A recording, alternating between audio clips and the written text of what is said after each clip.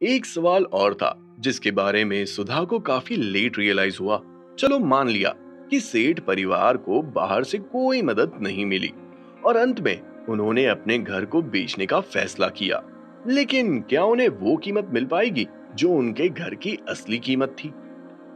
मेरे कहने का मतलब है कि अगर उन्हें जल्दी से जल्दी अपना घर बेचना पड़ा तो उन्हें घर की वो कीमत नहीं मिलेगी जो उसका मार्केट वैल्यू होगा। यहाँ से भी सेठ परिवार को नुकसान उठाना पड़ सकता है। और अगर उन्हें अपने घर की अच्छी कीमत नहीं मिली तो ना तो वो कर्जा चुका पाएंगे और ना ही वो अपने लिए नया घर ले पाएंगे।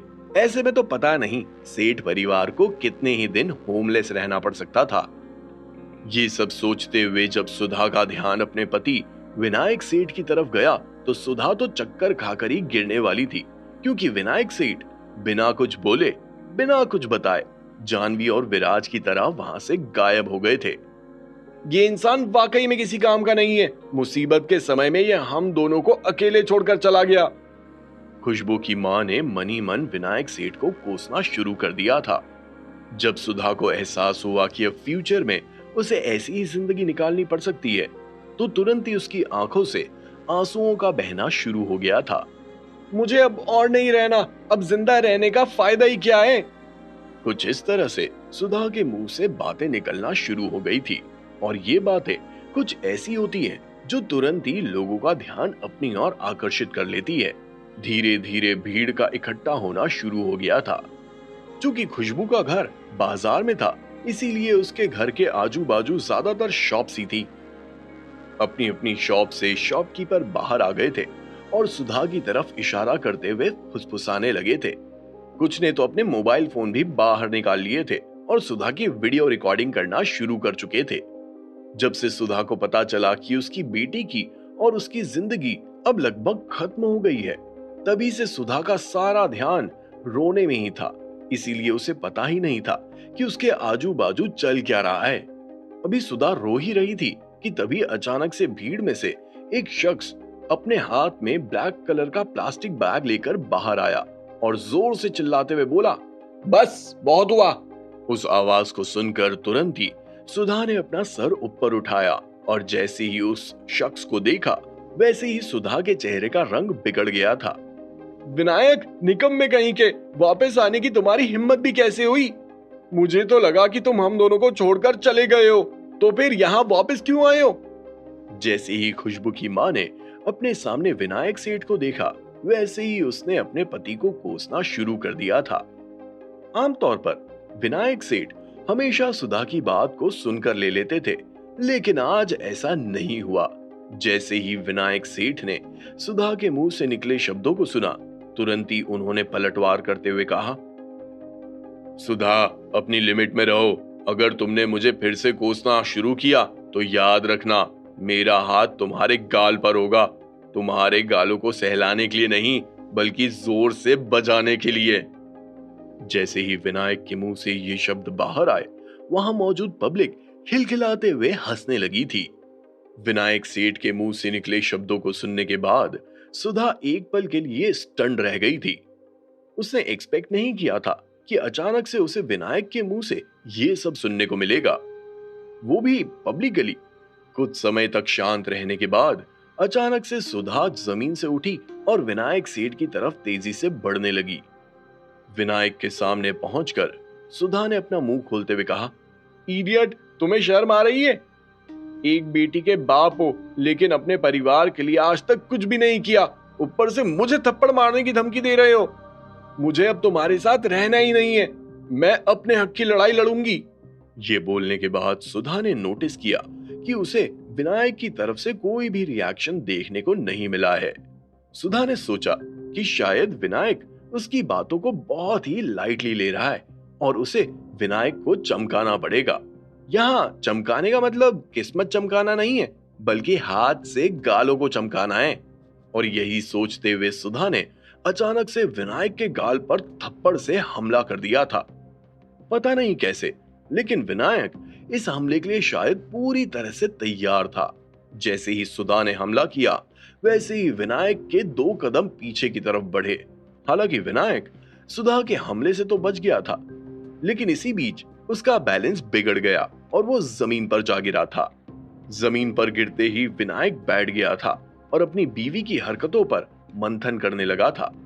बैलेंस बिगड़ने के बाद सिर्फ विनायक ही जमीन पर नहीं गिरा था, बल्कि उसके हाथ से वो ब्लैक कलर का प्लास्टिक बैग भी छूट गया था और वो भी जमीन पर गिर गया था। ना तो वो बैग ज्यादा टाइट था और ना ही ज्यादा लूज था। ऊपर से उसमें गुलाबी कलर के ढेर सारे नोट थे। बैग नीचे गिरते ही फट गया और गुलाबी कलर के नोट सभी की आंखों के सामने आ गए थे। आया ना मजा, अब ज्यादा नाटक। पहले तो सुधा का ध्यान उस ब्लैक कलर के प्लास्टिक बैग पर नहीं गया, इसीलिए उसने फिर से विनायक को कोसना शुरू किया। लेकिन जैसे ही उसकी नजर उन गुलाबी नोटों पर पड़ी, वैसे ही सुधा हक्की बक्की रह गई थी। उसे समझ नहीं आ रहा था कि वो अपनी आंखों के सामने क्या देख रही है। तुरंत ही सुधा ने अपना मुंह खोलते हुए कहा, इतने सारे पैसे तुम्हारे पास कहां से आए? क्या तुमने इतने सालों से इन्हें बचा कर रखा था? इस बारे में हमें कुछ क्यों नहीं बताया? सुधा के सवालों में अभी भी सेल्फिशनेस टपक रही थी। खुशबू की मां के मुंह से निकले सवालों को सुनकर विनायक सेठ की दोनों भौहें ऊपर की ओर उठी और तुरंत ही उन्होंने अपना मुंह खोलते हुए कहा, कौन से पैसे?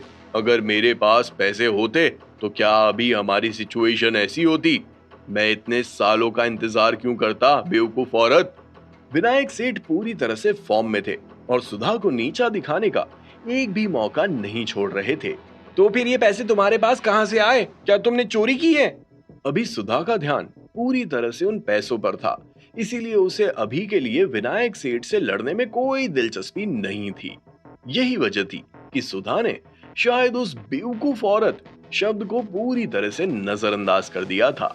इतना सारा पैसा देखकर सुधा डर गई थी। उसे लग रहा था कि कहीं उसके पति ने कुछ गलत काम तो नहीं कर दिया है। उसी समय विनायक ने उस ब्लैक कलर की प्लास्टिक बैग को उठाया और अपना मुंह खोलते हुए बोला, ये पैसा मुझे विराज जिंदल ने दिया है। वो यहाँ पर हमारी मदद करने आया था, लेकिन तुम लोगों ने उसकी इंसल्ट की और उसे यहाँ से जाने के लिए मजबूर कर दिया। जैसे ही सुधा ने विनायक सेठ के मुंह से ये सुना, वैसे ही सुधा पूरी तरह से सरप्राइज्ड रह गई थी। उसने कभी नहीं सोचा था कि जिस लड़के को उसने और उसकी बेटी ने नीचा दिखाया, उसका मजाक बनाया, वही लड़का उनके परिवार के लिए सेवियर बनेगा और उनकी मुश्किलें आसान करेगा। सुधा के लिए ये कुछ ज्यादा ही शॉकिंग था। अगर विराज का पंकज से कंपैरिजन किया जाए तो सुधा तो विराज के बारे में कुछ ज्यादा जानती भी नहीं थी और उस मोटी औरत के मुंह से जो कुछ भी सुना था उसके बाद से तो विराज उनके लिए किसी गरीब से कम नहीं था। लेकिन पंकज के बारे में तो सुधा सब कुछ जानती थी। उसकी कंपनी की मार्केट वैल्यू 10 करोड़ थी, लेकिन उसने खुशबू के हाथ में 1 लाख दिए थे। विराज के मुकाबले पंकज रिश्ते बनाने में कमजोर, काफी कमजोर था और आज जो कुछ भी हुआ उससे अब सुधा को पंकज से कोई उम्मीद भी नहीं थी। एक तरफ जहां खुशबू की मां अभी भी शॉक में थी, तो दूसरी तरफ एक और इंसान था जो बहुत ही ज्यादा अपसेट था। वो इंसान और कोई नहीं बल्कि खुशबू थी। खुशबू को ऐसा लगता था जैसे वो विराज को बहुत अच्छे से समझती है और जानती है और इसी वजह से वो हमेशा विराज को नीचा दिखाती थी। उसे विराज की गुडविल की कोई परवाह नहीं थी, लेकिन रियलिटी ने उसके चेहरे पर एक जोरदार तमाचा जड़ दिया था। ये रहे पूरे 1.5 करोड़। आज से आपकी दुकान भी हमारी हुई। मुझे नहीं लगता कि अब आपको यहाँ आकर हमें और परेशान करने की जरूरत पड़ेगी। ये बोलते हुए विनायक सेठ के कदम उस मोटी औरत की तरफ बढ़े, जो विनायक की बात सुनने के बाद शॉक्ड मोड में चली गई थी। विनायक ने उस ब्लैक कलर के प्लास्टिक बैग से 2000 रुपए की गड्डियों को एक एक करके निकालना शुरू किया। जब उस मोटी औरत को पूरी तरह से भरोसा हो गया कि उसे 1.5 करोड़ रुपए मिल गए हैं, तो वो खुशी खुशी अपनी दुकान भी बेचने के लिए तैयार हो गई थी। भाई साहब, मुझे पूरा यकीन है कि आप फायदे का सौदा ही करेंगे। क्या बात है, आपका और मेरा दोनों का फायदा हो गया। अब हमारी दोस्ती का रिश्ता यूं ही बरकरार रहेगा। भले ही उस मोटी औरत के मुंह से मीठे शहद वाले शब्द टपक रहे थे, लेकिन अंदर ही अंदर वो नफरत की आग से जल रही थी। उस मोटी औरत ने एक्सपेक्ट नहीं किया था, जिस परिवार ने विराज जिंदल को इतना बुरा भला कहा, इतना नीचा दिखाया, इतनी इंसल्ट की, वही विराज जिंदल उस परिवार की हेल्प करेगा। I mean, उस मोटी आंटी को भरोसा नहीं हो रहा था। अब उन्हें लग रहा था कि अगर उनके रिश्ते भी विराज जिंदल के साथ अच्छे होते तो विराज उन्हें भी आसानी से 1-1.5 करोड़ रुपए यूं ही दे देता, जैसे इतनी बेइज्जती खाने के बाद उसने सेठ परिवार को दिए। खैर, उस मोटी औरत का सपना एक सपना बनकर ही रह जाएगा, क्योंकि अब उसकी मुलाकात शायद विराज से कभी नहीं होगी। बस अब तो एक ही चीज हो सकती थी, आज तुमने मुझे इग्नोर किया, कल हम कुछ ऐसा काम करेंगे जिससे तुम्हें आगे बढ़ने से रोका जाए। भले ही वो मोटी औरत ऐसे कितने ही पैतरे क्यों ना सोच ले, लेकिन क्या वो विराज को आगे बढ़ने से रोक सकती थी? बिल्कुल भी नहीं। चलो, अब मोटी औरत का चैप्टर यहीं खत्म करते हैं। दूसरी तरफ बाजार से थोड़ी ही दूर पर दो लोग फोर्ड फीगो कार में बैठे हुए दिखाई दे रहे थे। वो दोनों और कोई नहीं बल्कि विराज और जानवी थे। विराज, मैंने एक्सपेक्ट नहीं किया था कि तुम एंड में उनकी मदद करोगे।